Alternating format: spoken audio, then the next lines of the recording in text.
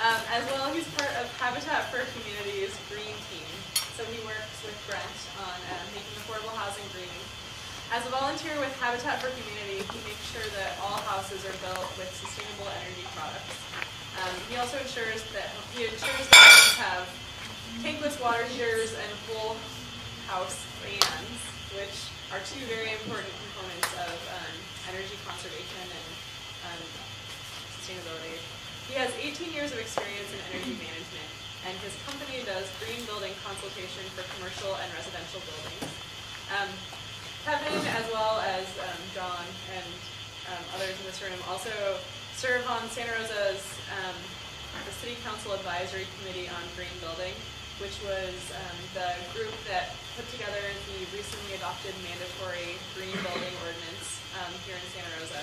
And he's committed to helping move our society in a direction that in which we can all live on sustainable energy. So thank you, Kevin. Okay. I want to thank John for distancing me from the first two people so I can bring it back to something I might be interested in, instead of repeating what the first three people might have said. And I do now have two employees. Oh. Contributing to the green, sustainable economy with sustainable wages. Living wages. They can live on what I'm paying. It struck me as I was sitting here, one, I was afraid that there wouldn't be anything left for me to talk about. But beyond that, I realized that we're a jack of all trades. We all have these massive, divergent, interesting interests. I came at this from an energy efficiency in buildings, and thought about solar a little bit, and I came from a degree in economics and environmental studies.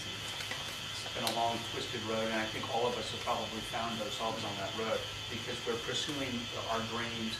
And and one of my dreams has always been to help provide safe, equitable, healthy housing for people in this country who take part of that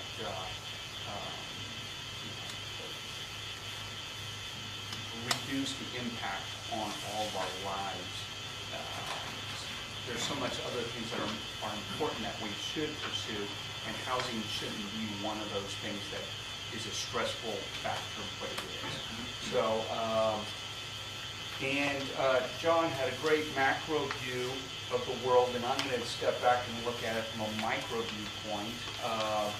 And that is, when I think of housing, I think of what is important in housing, especially affordable housing, due to obvious cost concerns. And it's been an interesting last couple of years working with Brent and other folks, and to find out what we could pull together, what future occupants might consider important. And I think we kind of coalesced it down into, I think of things in two terms. One is, and part of it is, what type of house would I want to live in? I want to live in a healthy house that won't make me or my family sick.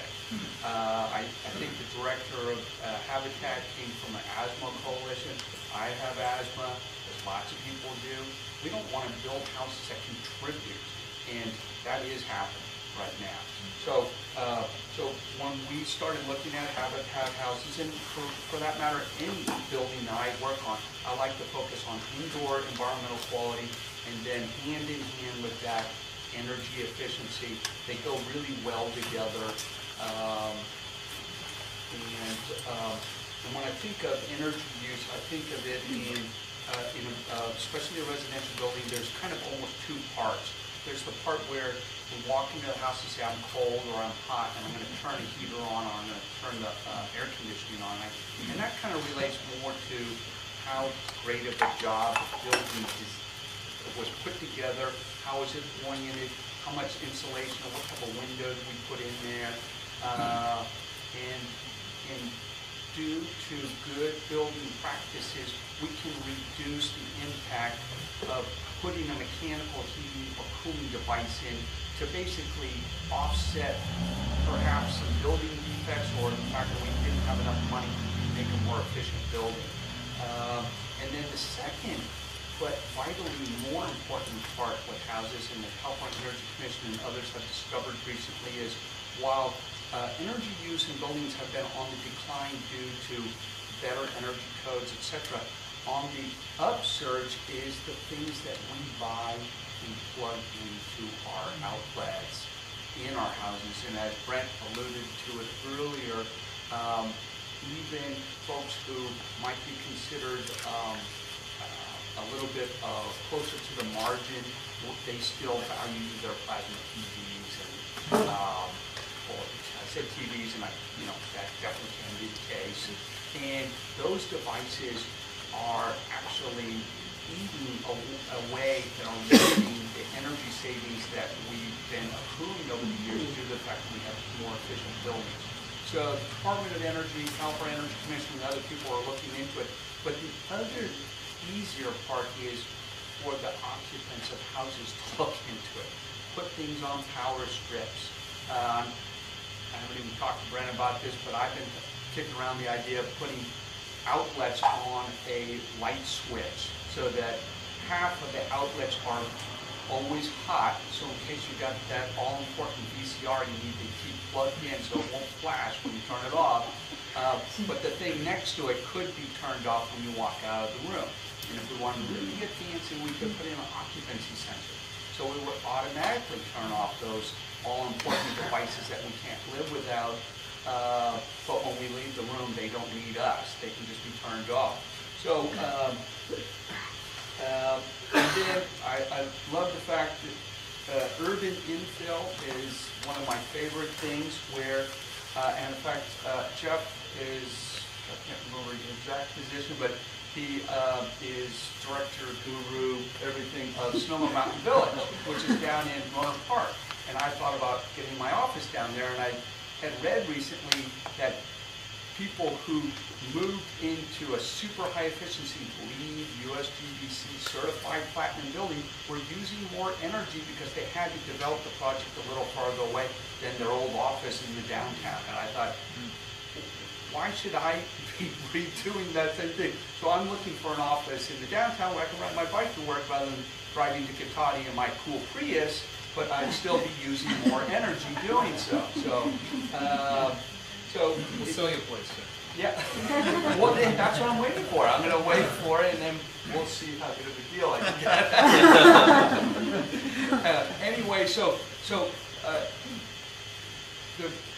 the core concerns for me in buildings, if we have a limited budget, is focus on indoor air and environmental quality, and that includes paints, adhesive, the material we use to make our cabinets, which can outgas for years, and so thereby poisoning you for years.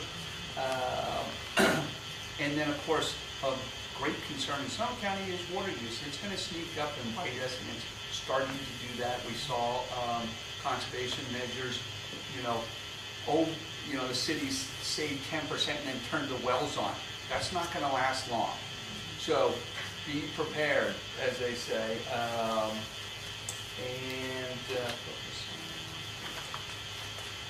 And I agree with, I don't know quite, John, this was what he was saying, but I think it's critically important that we focus on energy use in buildings and do the utmost we can to reduce our energy and water impacts before we turn to renewable energy. So, and I'm a major advocate for renewable energy, but because it's so sexy, it's getting more attention than that boring old energy savings that go into building these things.